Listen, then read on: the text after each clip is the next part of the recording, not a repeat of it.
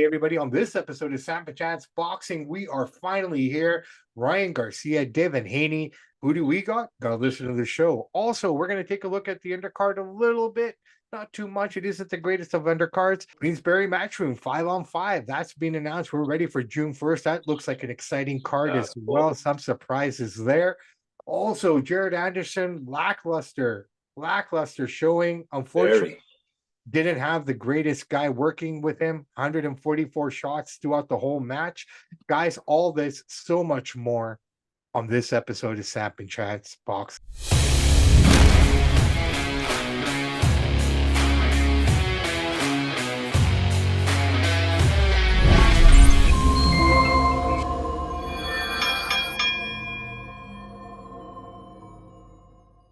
Hey everybody, welcome back to another episode of SAMP&CHANCE Boxing. Yeah, it's just me and Chance today. But guess what, guys? We are here. It is 2 days away from Garcia and Haney. Before any of that, Mr. Michaels, how's the week been and how are you on this Friday Eve? I'm doing really good. How about yourself? Can't complain, man. I love it. We're gearing up now. I think most guys in all combat sports realize you don't really mess with WrestleMania, so there wasn't really much going on throughout that time. Smart. It is hard, right? I mean, it is what it is. But here we are. We're gearing up April from here on in until probably July. Now we're really cooking now. Now we're really cooking. That being said, man, why don't we get right to it and get into this Devin Haney, Ryan Garcia fiasco that's finally going to unfold. Yeah, I called it a fiasco. It is. This Saturday at they're in New York, right? At the Barclays Center. All right, this round is started. Here we go. What do you think? Well, there's so many things to say here. This is what I love about the show. It's fast paced, fast takes, get in, get out. Okay, here we go. It's not sold out yet. They're both complaining about the ticket sales. We don't know. Devin Haney is not a big draw. Garcia is a big draw. No, we don't know if people aren't buying the tickets. One, they're $500 to $300 upper deck. That's quite a bit. That's too much for this fight. There's a problem there. Bottom bowl is $800. It's a lot of money for this fight. Number two, Devin Haney is not a big draw. And maybe some people don't want to buy the fight or go to the fight because of what Garcia has been saying. He said some crazy far out stuff. I can't even repeat it on the show because kids might be listening to it. That's how far out he's been. Yeah. Talk about the fight itself. I don't know if I can trust Garcia. I don't know what he's going to do right now. The odds makers has Devin Haney 88.9% chance to win the fight. He's an 8-1 favorite. If you like Garcia to win, he's plus 550, $100 pays you $550. I want Garcia to win. I'm cheering for him. I don't condone what he said. That's all. I just something about Haney that rubs me the wrong way. He's kind of a boring fighter. I hope Garcia gets in there, wins, and takes it. I can't trust the guys. I just cannot trust these guys. I got Haney by decision, but I'm pulling for Garcia. I hope it's a good fight. Your take? Okay, I'm going the opposite way completely. I'm going completely Haney against Garcia. Now, the one thing I'm going to say is, the pay-per-view is very expensive. That's a $69. Yeah. $69, but if you're signing up to the zone or whatever like that, it depends on what platform you're watching. Yeah. Depending on what platform you're watching, we're going $69 all the way up to $89, $20 in the UK. I don't know if that's 20 pounds or if it's $20 Canadian or US Canadian.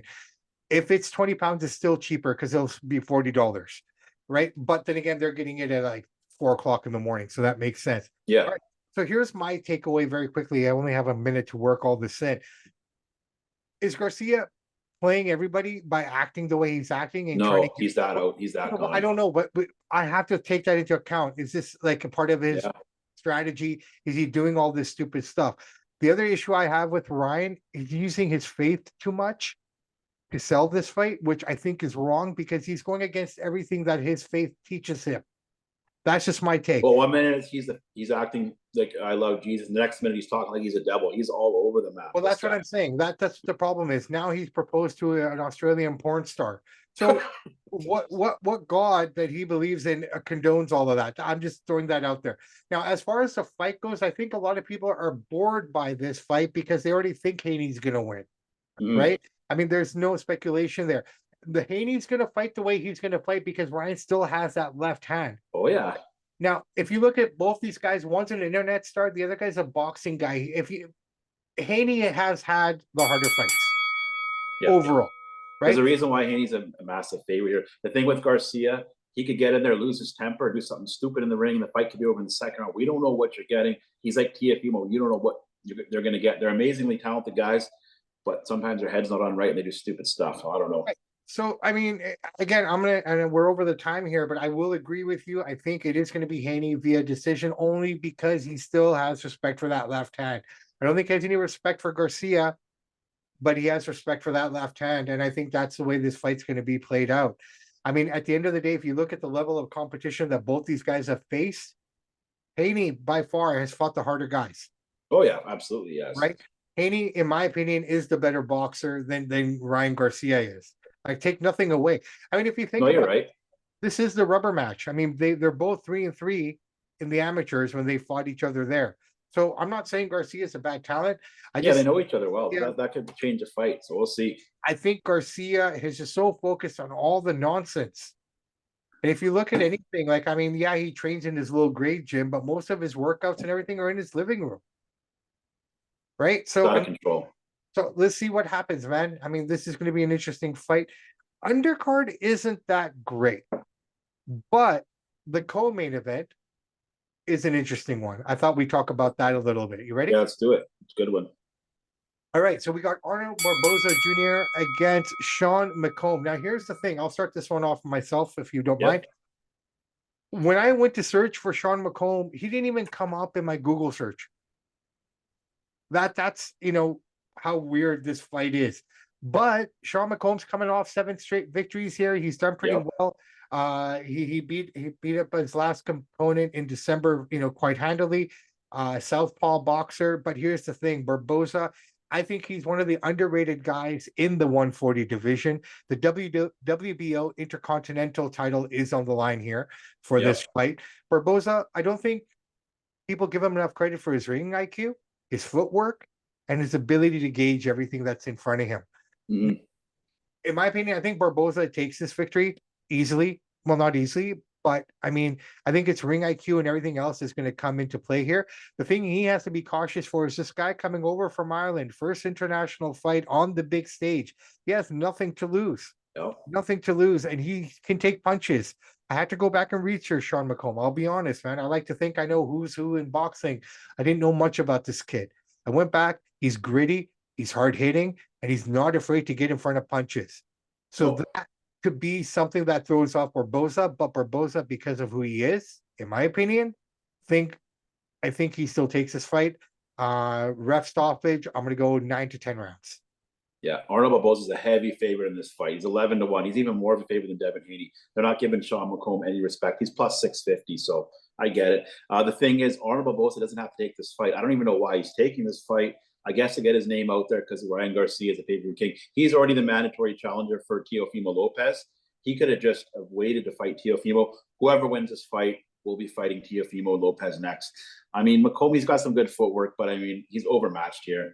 This is a tune-up fight for Barboza. I don't know why he's doing the fight. You're already Teofimo's mandatory. Why risk this? Why give Sean McComb a chance to knock you down, an unknown guy who nobody knows about, take you down, knock you out, and then all of a sudden he's fighting for Teofimo's belts. But he's 11-1 favorite for a reason. He's never lost. He's 29-0. Barboza is going to win this. He's a tough Irishman, McComb. I don't know. I think I'm going to go decision Barboza, but it should be easy work for him. It should be like a sparring session, but who knows? This kid got nothing to lose, like you said. Looking forward to it. It's a good co-main event, but Arnold Barboza, this is his chance to elevate himself and get more recognition on a big pay-per-view. So Barboza, decision. I think he's taking this fight so he can cement that fight against Teofimo. Here's the problem. You can be a number 1 contender in any division, but never get a sniff for a title, aka Cody Crowley. I hate to bring up the name like that, but that's just the reality of it, right? Yep. And this guy's been sitting as a number 1 contender for how many years now? And he can't get a sniff of the title. Exactly. So, I mean... Well, it's good for Arnold for taking the fight in the sense that he'll get noticed on this card. I think Arnold is taking this fight, because to prove a point and to solidify that chance. I mean, it's unfortunate. I mean, we could very, very easily be looking at George Kambosos Teofimo. No one thought that Kambosos was going to win. and he shook up that whole. And on that fight, Kambosos a 12-1 underdog, even more of an underdog than Sean McComb is. So yeah, anything can happen. Unlikely, but should be a good co-main event. There we go. Here we go. All right, man. Queensberry announced their top 5 against 5. This is a card that's going to be in Saudi Arabia, June the 1st. It's going to be highlighted by Better Beef versus Bivol. We'll talk about that. We'll talk about that and then that card as well, man. It's an exciting. I like the card. I really am excited for it. You ready? Yeah. Do it. All right. Ding ding. Let's go. What are your thoughts on this card? Stacked. We say Vegas is the fight capital. Not anymore. I hate to say that. I love going to Vegas for the fights. Nothing like a big fight in Vegas. The casinos, the atmosphere. You've been there many times. You know what it's like. Yeah. But now it's in Saudi Arabia.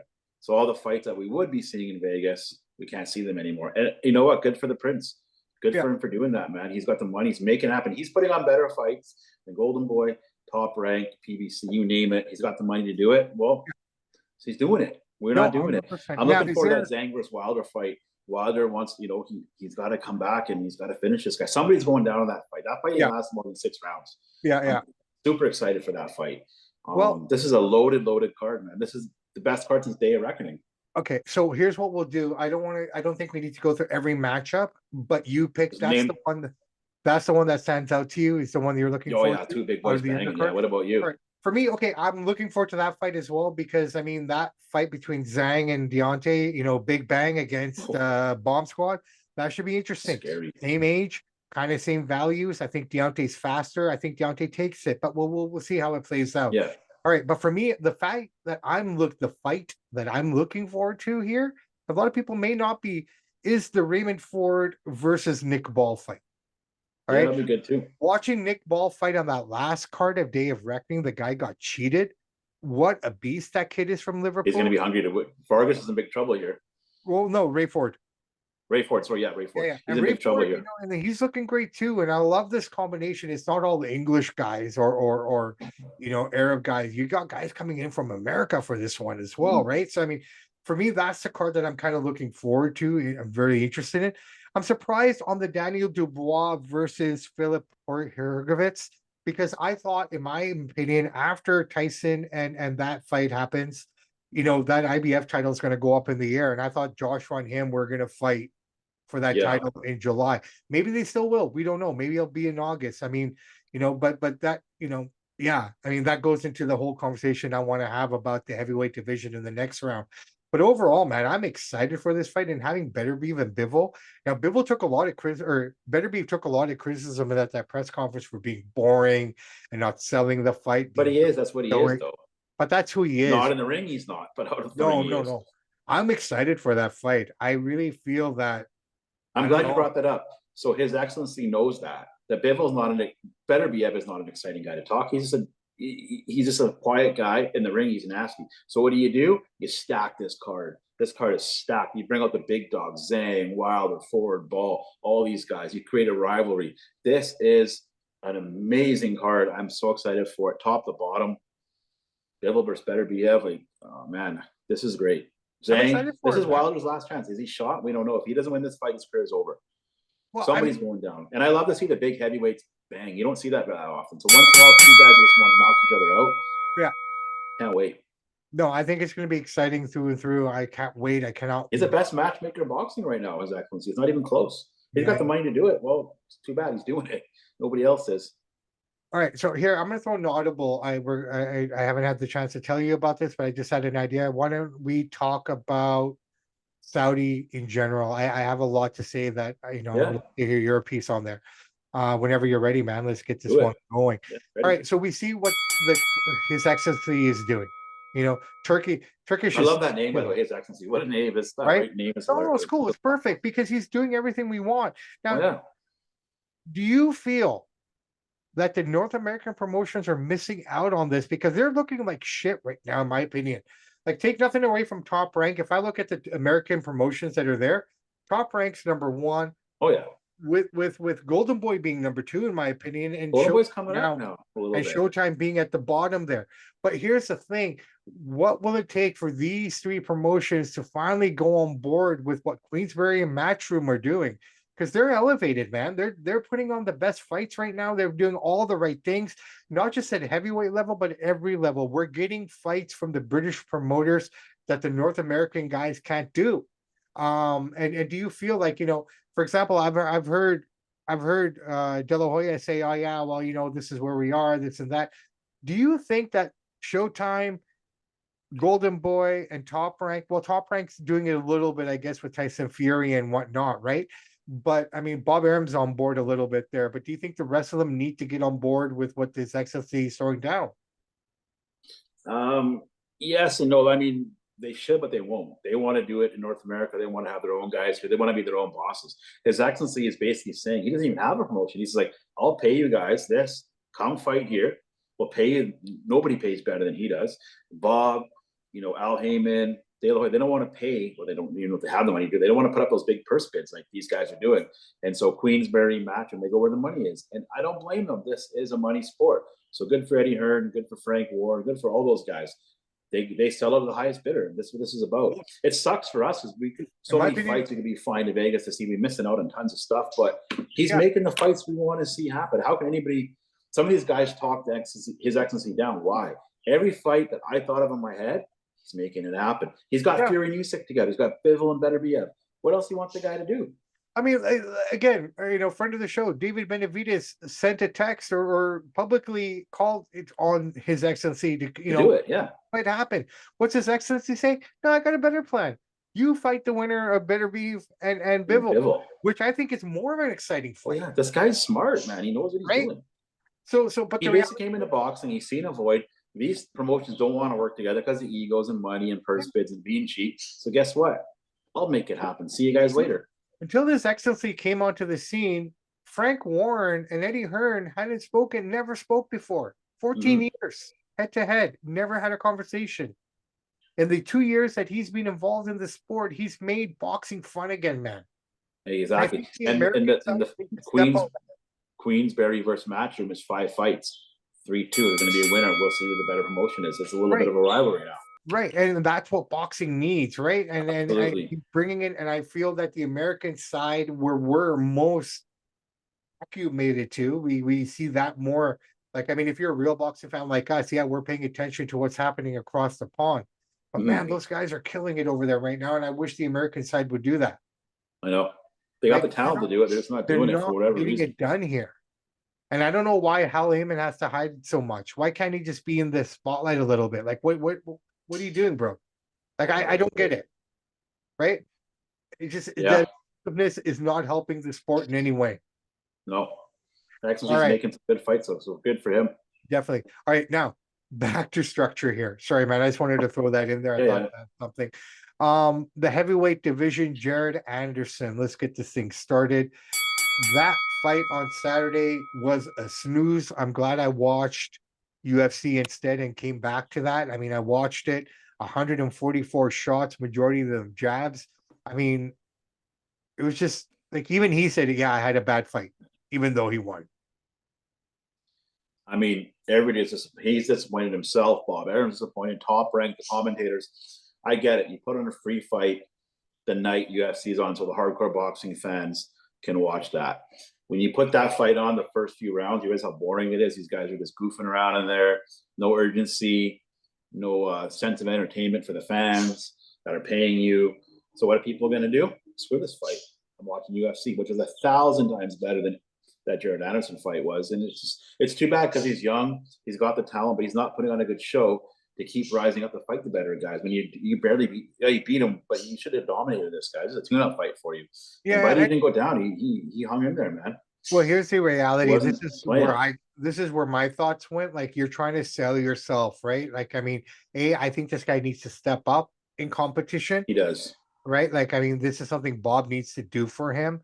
And I think the best competition right now is over in Europe. There's nothing in North America heavyweight scene, outside of Frank Martin, maybe, and a washed up, and I don't mean it in a disrespectful way, washed up Deontay. Oh, he's washed up. Right? Well, I'm trying to be respectful as possible, man. Yeah. I mean, that motherfucker still kicked my ass. Yeah, but as far as the pros go, he's done. Yeah.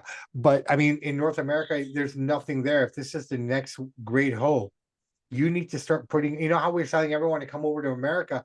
He needs to go over to Europe and start fighting some of these heavyweights that are over there, because that's where the scene is, man. And here's the other thing I wanted to bring up on this topic of the heavyweights. If you think about it, I feel bad for Jared Anderson. Kid's 24, 25. At this rate, I don't see him or anyone else outside of 4 names getting a title shot in the next 3 years. With performances like that, no, dude, you had a free fight, like it was on free TV. You could have really come out there. Even if you did win a decision, at least look fun, be exciting. This is the next, big baby. Come on, you need to fight Fury and Usyk. And now that you're not even talked about, dude. But the heavyweight division is so clogged right now in general. Yeah, we're getting some exciting fights coming up here. We got Usyk Fury, right? But then they have a rematch. Granddaddy of them all. Right, but then we have a rematch, which I hope doesn't happen. But I mean, if it's a close fight, that's a different story. Then you want somebody gets beat bad, there'll be no rematch. But right, it could, right? Yeah. But there's a 2-fight deal in place there, right? That's going to take up all of this year. Then you got Joshua or Hrgovic waiting in the wings for the winner of that. That's going to be early that year. So then what happens? Then whoever faces that winner, there's probably another rematch clause in there somewhere, which means that's going to take that. You know what I mean? We're basically in the heavyweight division, in my opinion, 2024, 2025, and maybe 2026 before anyone who's not named Usyk, Fury, Joshua, and I'm going to throw Hrgovic in there because he's up there right now. Yep. Right? And then you got Parker and you got all these other guys that are probably not going to get a sniff until 2026, maybe 2027. It's a long time to wait. It could be a long road for Jared Anderson unless, Fury finishes Usyk quick and somebody gets hurt and he's got to have his next 2 fights have to be exciting. He's got to do better. He needs better competition to push him to. He needs to go to Europe, or you need to bring some of those European guys over. Like I would love to see him fight the guy that Joshua fought, this Swedish fella. Which fight? His last fight, the one that he had in when he finished the guy right away? Otto Wallin, yeah. Yeah, Otto Wallin, yeah, somebody like that, yeah. But that's what I'm saying. I mean, Otto's gone up against Tyson, cut him up pretty bad. Okay, so he can handle. Yeah, he's a game fighter. Yeah, he's a game fighter. You need to start fighting an Otto Wallin. You need, just to start moving up. Daniel Dubois. I think Bob wants to bring a little by little. Let's get his name up there for. He doesn't want to get his big star beat down before the cash cow goes away. You know what I mean? Yeah. Now I'm going to put you on the spot here. Thinking of Bob. Bob recently said that he thinks that Inoue is better than Lomachenko. Or no, so Inoue could be better than Manny Pacquiao. Sorry, that's where I was going with. He said that he could probably break his records. Your thoughts on that? I know you're a huge Pacquiao guy, but hearing that from the big man himself, what do you think? Well, the greatest boxing promoter of all time doesn't know what he's talking about. But this time, I usually agree with Bob, but this time, no. Inoue is too small. Pacquiao went at 8 weight divisions. I don't see him getting up that high. Won't see him fighting guys at 154. Pacquiao is just another animal. He's bigger built, his calves, his frame. He thinks he can match his records. Well, hey, if he does, good for him. But I don't think so. I don't think anybody's going to do that. 8 weight divisions is almost impossible to do. But who knows? Anyway, he's super talented. But he's fighting guys in Japan. You got to come over here, dude, and become a star like Pacquiao did. Pacquiao fought anybody and everybody. Guys 6'2". Pacquiao's 5'6". So Inoue's amazing, but we'll see what he can do. He's got a long road ahead of him. We are a boxing show, but I'd be remiss if I didn't ask you about that Justin Gaethje Max Holloway fight on Saturday, UFC BMF title. Max Holloway and those two dudes are true warriors, bro. I don't know why Gaethje kept putting his head down and Holloway timed that back kick, hit him when the heel of his foot broke his nose. Once he broke his nose, every time he's getting hit, it must have been severe pain. And then I like what Holloway said at the end of the fight, 10 seconds, right here. Meet me in the middle of the ring, just threw him down. And with Gaethje's nose, he touched him in the right spot and down he went. Amazing. But like I said, Max caught him with that one shot. And that's what I mean, put his head down the back heel, yeah. I mean, the reality is, once his nose is broken, Gaethje had a hard road. That's what I love about Max Holloway. Is very simply put. I mean, you're already up. You're going to win this fight 4 rounds to 1, right? Most guys in that position, last 10 seconds, put their arms up and they start running around the ring. Dancing around, yeah. This guy's like, no, let's give him what, I mean, that was amazing. Amazing. It was a great card. It was good. Amazing. Dana White, man, they know what they're doing. 100%. All right, brother man. Anything on this day in boxing history or this week Yes, in yes. boxing This history in week in Canadian? boxing history. I've mentioned this many times. Still one of the best books I've ever read. And I've read probably going through 13, 14 a year, like give or take, one a month kind of thing. The Sonny Liston biography. If you guys haven't read it or listened to an Audible, you are doing yourself a disservice. This guy, not only an amazing champion, he was a crazy gambler. He was doing drug debt collections for the mob. This is a serious dude doing heroin. What a story. But this week, in 1959, Sonny Liston scored a third round TKO over, I like this name, Cleveland Big Cat Williams in 1959 in Florida. It's on YouTube. It's an old fight, grainy footage. But yeah, Sonny Liston, people listen to that book. It's amazing. Canadian history. Nothing happened this week, but I'm going to mention a guy whose book I've been trying to find for a long time. And I seen it one time at the library, and I should have took it out. I should have bought it, but you can't buy books at the library then. His name's Sean O'Sullivan. He won it for Canadian. He won a silver medal at the 1984 Olympics. Yeah. He went into the Canadian Hall of Fame in 2019. He has brain damage now from all the blows he took. But in 2010, he carried the Olympic torch for a little bit on the stretch in Vancouver before the brain damage really kicked in. He's born in 1962. Had a great amateur career. The reason why I'm bringing this up, sad part about it was all of his rings, his boxing championship rings, all the rings he accumulated over time, winning them in different tournaments, amateurs. Somebody broke into his apartment, stole all of his rings, so all of his precious belongings from his boxing. A lot of it. I don't know if they didn't get a silver medal, but they got a bunch of his Olympic ring. I got an Olympic ring. He had some amateur rings, some pro fight rings he got over time, and they stole all his stuff besides the silver medal. Sean O'Sullivan. You guys ever see that book, which is hard to find? It's a crazy story. Check it out. All right, definitely. We'll look for it. Thank you for sharing all of that. All right, brother man, here we go. We are 2 days away now from either an amazing night of boxing or man, I should have taken the wife out for dinner night of boxing. I'm excited. I mean, I'm always excited for these kind of things.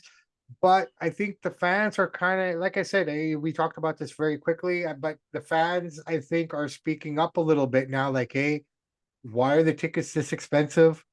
And the pay-per-view is way too expensive, and of course it's not going to be sold out. $70 that's about par. That's what UFC was, 70. So that's not too crazy. You look at ticket sales and Garcia shenanigans. Right. But I mean, outside of those two fights that we talked about, and I'm no disrespect to anyone else on that undercard, it's nothing anybody wants to see unless you're a real boxing fan. Watch it. You're going to watch it because we're boxing fans, right? Yeah. I mean, that's just the way. If you're a UFC fan, you're going to watch the prelims. You're going to watch the early prelims because you're a fan. Yeah. They don't always translate, but I mean, this is just a card that everyone already thinks they know who's going to win. And everybody is looking at the undercard like, well, I won't be surprised if that arena isn't filled until those two kind of come in. Probably. It usually happens in boxing. If it fills. Like what they need to do in New York right now, and they're running out of time. Hopefully, maybe they already did this earlier this week. They need to drop the ticket prices to get people in. If not, today and tomorrow, they're handing out tickets to people to fill up that. Garcia does hold the record with Tank, the biggest pay-per-view in boxing the last couple of years. He's got that 1.5 million. So let's see how many people buy this pay-per-view, because Garcia is the pay-per-view king as of recent. But with all that weird stuff and far out wacko stuff he was talking, I don't think they're even going to get 2 million on this one. I think my biggest concern with Ryan Garcia is his mental capacity. But again, is he pulling one over everyone and just doing this to get people off their own games? You know what I mean? I mean, I don't think so. This is too crazy even for that. No, I get it, man. But I mean, for me, I hope he wins. I don't really care for Devin Haney. I ain't saying Ryan Garcia's a great guy either. Something about Haney and his dad is kind of rubbing me the wrong way over that Lomachenko stuff. So I hope Ryan Garcia puts that guy down. Yeah, fair enough. I'm going to go the other way. I want to see him put Garcia. But Haney will win, but I'm cheering for Ryan. Yeah, I'm cheering for Devin Haney. Friendly wager, shall we? Yeah, let's do it. What should we do? I'm a big fan of Pepsi Zero now. I've moved on from Diet Pepsi. So we'll do case Coke Zero case for Pepsi Zero case, 12 case. I'm taking Ryan Garcia. All right, done. I'm taking Devin Haney. All right, perfect. That's it. Let's wrap this up, everybody. Thank you so much for joining us. My name is Bobby Sampson. His name is Mr. Chance Michaels. And in the words of the great AC/DC, those that download, like, and subscribe to the podcast, we salute you. We do salute you. And everybody, it is the weekend. The weather's getting better. Still a little windy, a little chilly here and there, but hey, that means everyone's out and about doing their thing. So if that's the case, guys, drink, drug, do whatever you want, man. We don't care. Just have fun, do your thing, be responsible. Just don't drive. Protect yourself, protect your family. They want you to come home, and we want you to come back on Tuesday to hear what we have to say.